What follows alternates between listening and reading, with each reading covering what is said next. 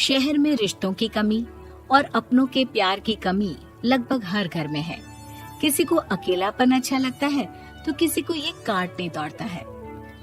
देखो राधा, तुम भले ही गांव की हो, लेकिन यहाँ शहर में सभी को साथ लाकर रखना पॉसिबल नहीं है।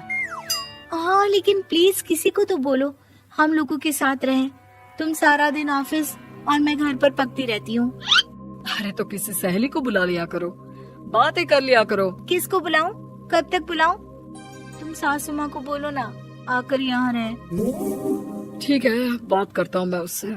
रवि ऑफिस चला जाता है और अपने दोस्त से कहता है, यार बीवी ने माँ को शहर बुलाने की जिद कर रखी है। अब सोच रहा हूँ कि ऑफिस से दूर जाकर कहीं कोई घर ले लो किराए में। अब 2 कमरे का मकान तो पास में महंगा ही पड़ेगा ना। पर यार गांव की लड़कियों को शहर शादी करके लाओ तो यही दिक्कत होती है। वो लोग समझ ही नहीं पाती कि शहर की जिंदगी कितनी मुश्किल है। सबकी अपनी अपनी परेशानी है। अब मेरी वाली को देख लो, वहाँ के ऑपरेशन के लिए 2 हफ्तों के लिए लेकर आया था। बीवी ने तो इतना हंगामा किया कि माँ को 1 हफ्ते में ही वापस भेजना पड़ गया। सोच रहा हूँ कि माँ को फोन करूँ और कहूँ कि आ जाओ। क्या पता सास की चिक चिक सुनकर वो भी माँ को गांव भेज दे। आखिर औरतें तो औरतें ही होती है ना। किसे सास के साथ रहना पसंद होगा। बात आई गई हो जाती है। राधा रवि के पीछे एक बार फिर पड़ जाती है। वो 210 वाली है ना? हाँ, क्यों, क्या हो गया उसे? उसकी सास कलाने वाली है। बड़ी खुश थी कि वो अब दिन भर बच्चे को सास के पास रखकर घुमा फिरा करेगी। लेकिन हमारी तो किस्मत ही फूटी है। हमारी सास कब आएगी कि ये सुख हम भी ले सके? देखो, मैं माँ से बात कर लेता हूँ, लेकिन माँ हमेशा के लिए कैसे आएगी? कोई और तरकीब सोचो ना। एक काम करो ना, मुझे गांव छोड़ दो, मैं चली जाती हूँ। कम से कम सास का सुख तो देख लूंगी। लेकिन ऐसा कहाँ हुआ कि कोई सास बहू एक साथ सुख से रहे। रवि तो जानता था सब, लेकिन करता क्या। पर कहते हैं ना, पति का दिमाग है, चलेगा तो सही। एक आइडिया आया है। क्यों ना मैं माँ की शक्ल सूरत का एक रोबोट ला कर दे दूं, जो राधा के साथ बिल्कुल सास वाला व्यवहार करे।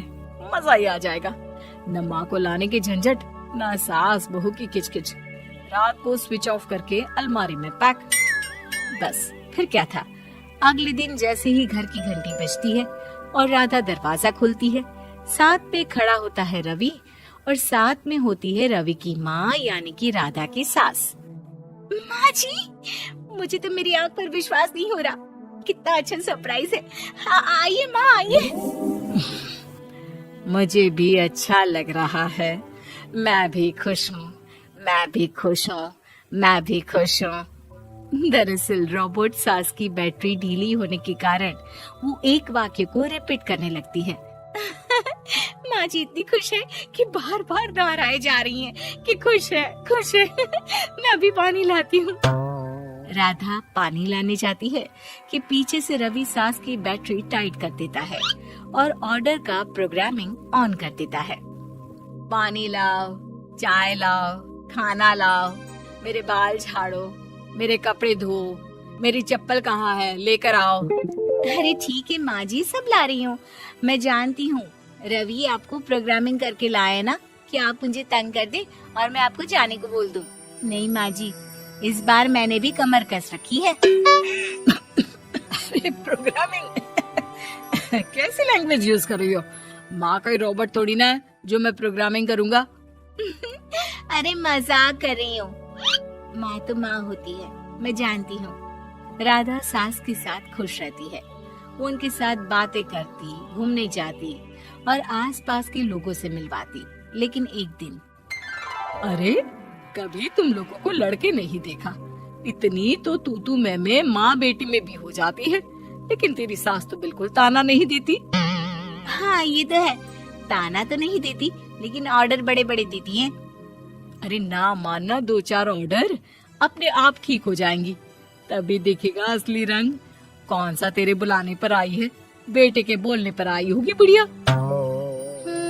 बात तो सही है, लेकिन यार कोई बात नहीं ना, सास लड़ाई करे भी तो कोई परेशानी नहीं है। कितना ख्याल भी तो रखती है। ये तो है, लेकिन तेरी सास तो बिल्कुल नहीं लड़ती, ये कैसे? खैर मुझे क्या।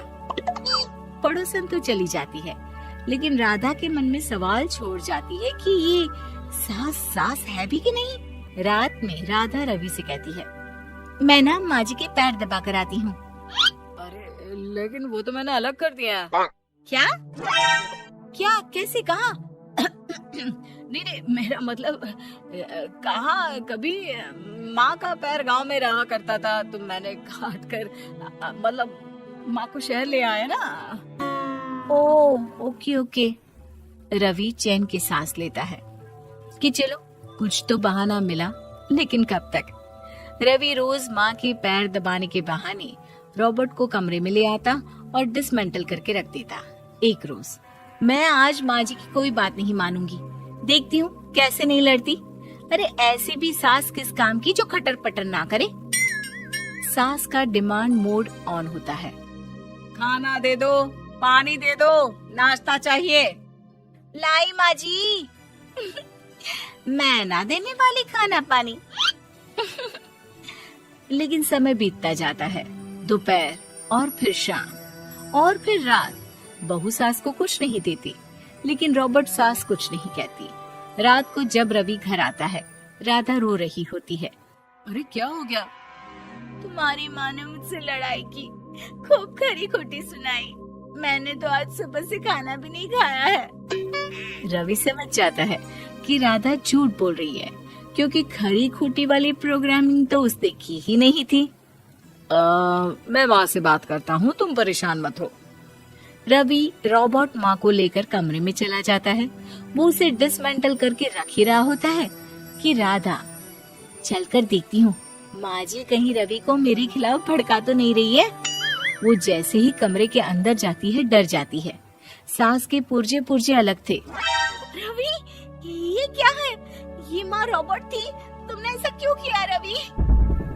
कुछ नहीं राधा, मैंने जितना अपने दोस्तों से सुना था कि शादी के बाद वैसे तो सब ठीक रहता है, लेकिन जब माँ और बीवी लड़ते हैं तो पति का बुरा हाल कर देते हैं।